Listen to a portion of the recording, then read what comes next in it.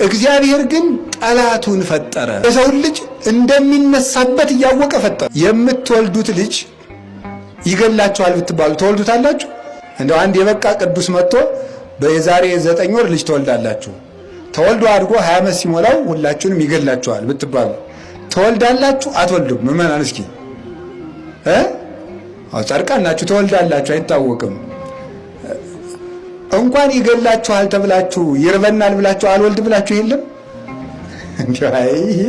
እንደው ወጎጉን አልኩ እንጂ ማለት ነው።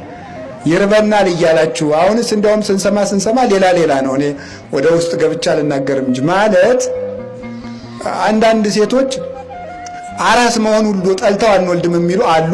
አንዳንድ ነው ያልኩ፣ ሁሉን አላልኩም።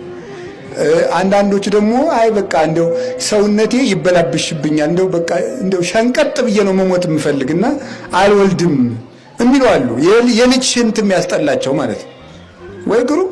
እንዲሁ እኮ የሁሉ መዝመንመን እኛ ምን እያልን አድገን ይመስላችኋል?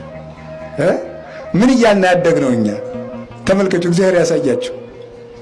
እና ሰው ራስ ወዳድ እየሆነ መጥቷል አሁን ማለት ነው። ራስ ወዳድ እየሆነ ነው የመጣው።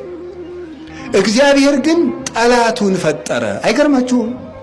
መጀመሪያ ክፉ ጠላቱን ዲያብሎስን ፈጠረው፣ ይሄንስ አልፈጥርም ሳይል። ቀጥሎ የሰውን ልጅ እንደሚነሳበት እያወቀ ፈጠረው። እኔ እንደ እግዚአብሔር ያለ ቸር የለም፣ መቼም ኑሮ ያውቅ